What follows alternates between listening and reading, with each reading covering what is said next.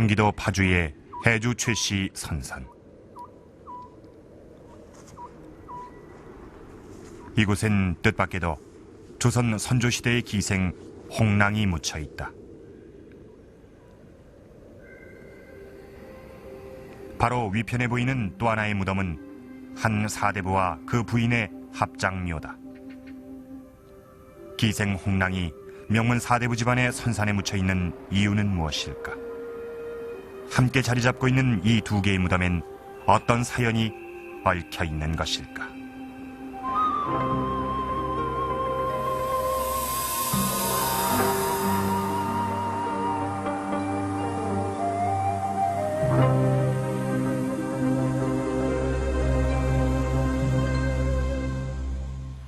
사대부가의 선산에 묻혀 있는 기생 홍랑. 어딘가 부자연스러운 느낌이 들지 않으십니까? 엄격한 신분제도가 존재했던 조선시대, 이 기생은 노비나 다름없는 천민 신분이었습니다.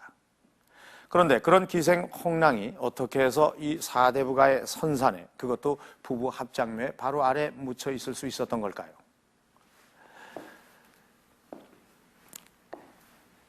그 사연을 밝혀줄 수 있는 단서가 된 것은 바로 이 무덤 근처 비석에 새겨져 있는 한편의 시조 때문입니다. 윗보들 가려 꺾어 보내노라 님에게 주무시는 창밖에 심어두고 벗어서 밤비에 새임 나가던 나인가도 여기소서. 어디선가 들어본 듯한 그런 귀에 익은 그런 느낌이 들지 않으십니까? 이 님에게 보내는 간곡한 사모의 정을 포도나무 가지를 빌어서 표현한 이 시조는 얼마 전까지 고등학교 국어 교과서에도 실려 있었죠. 바로 이 무덤의 주인공인 홍랑이 지은 것으로 알려져 있습니다. 홍랑은 왜, 누구를 위해서 이 시조를 썼을까요? 오늘 역사 스페셜은 엄격한 유교적 질서와 내외법이 존재했던 400년 전의 조선시대, 제도와 신분의 한계 속에서 겪어야 했던 한 여인의 사랑과 이별에 관한 이야기입니다.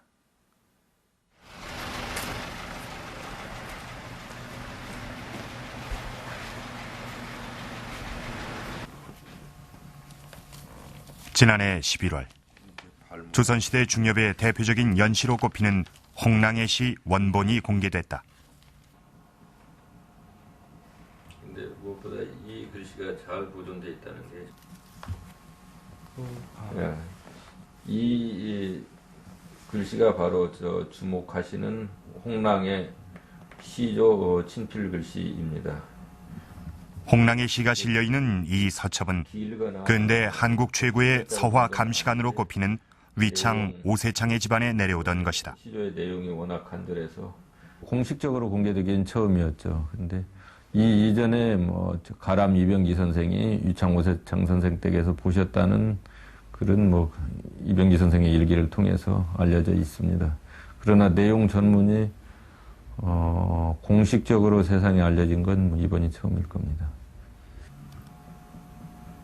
이 서첩엔 1936년 가람 이병기가 썼다는 발문도 수록돼 있다. 을에는 겨울에 가람이 썼다는 말씀이고요. 이 도장은 이병기인이라는 도장입니다. 이병기 선생 발문인가요? 여기에서 가람은 홍랑의 시가 친필이란 것을 확인하는 한편 이 시의 내용과 표현이 한 보배와 같다고 평가했다.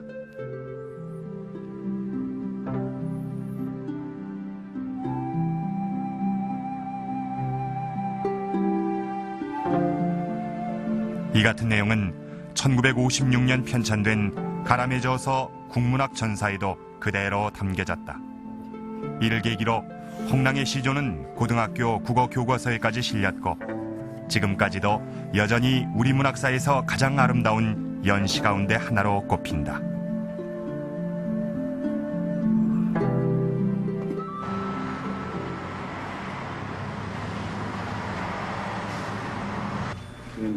그렇다면 가람 이병기를 비롯한 국문학자들이 홍랑의 시를 높이 평가한 이유는 무엇일까? 몇 버들 갈아 꺾어 보내노라 이무선대 그 도치법을 쓴 거죠. 자신은 창밖이 심거두고 벗어서 밤비에 새니꽃 나거든 날인가도 여기소서. 그래서 이별의 시들이 많지요. 사랑의 이별의 시들이 많고, 근데 이만큼 멋지고 낭만적이고 한 작품은 흔치 않다 하는 생각입니다. 이별이라는 게 슬프고 물론 애틋하고 한데 뭐 눈물 짜고 이런 거 아니고 헤어져 몇 번을 한 가지를 꺾고 또 이 노래 한 수를 그 곁들여 가지고. 홍랑이 그처럼 사랑했던 사람, 그는 과연 누구일까? 조선시대 기생들의 이야기를 담고 있는 조선 해어 화사엔 홍랑의 사랑에 관한 짧은 일화가 소개되어 있다. 조선 선조 때의 시인 고죽 최경창, 바로 그가 홍랑의 연인이다. 언제 태어나 언제 죽었는지가 확실치 않은 홍랑의 시가 조선 중기 것으로 알려질 수 있었던 것은 최경창과의 사랑 이야기가 전해져 왔기 때문이다.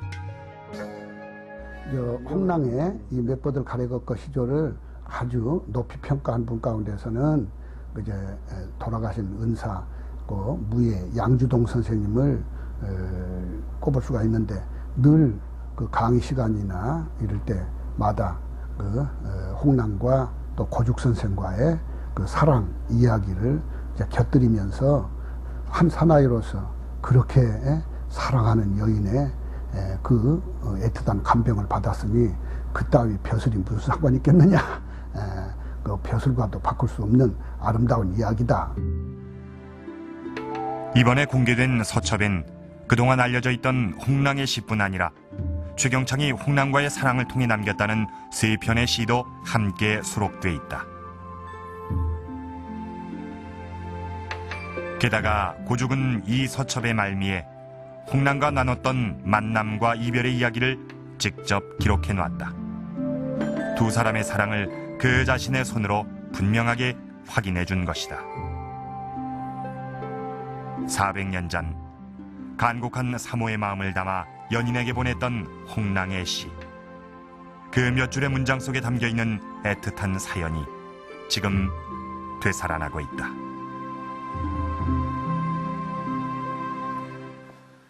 자, 이것이 바로 우리가 앞서 살펴본 서첩의 주요 부분들입니다. 내용을 좀 보도록 하겠습니다. 이 홍랑의 시조 옆에 보이는 이것은 고죽 최경창이 홍랑의 시를 받아본 후에 직접 한문으로 옮겨놓은 번방곡입니다. 홍랑에 대한 이 고죽의 각별한 마음을 짐작해 볼 수가 있습니다. 그리고 바로 여기 이 홍랑의 시에 화답해서 최경창이 보냈다는 2편의 시가 있습니다. 이 송별이란 제목인데 한번 읽어보도록 하겠습니다. 말없이 마주보며 유란을 주노라. 오늘 하늘 끝으로 떠나고 나면 언제 돌아오랴. 함관영의 옛 노래를 부르지 말라. 지금까지도 비구름에 청산이 어둡나니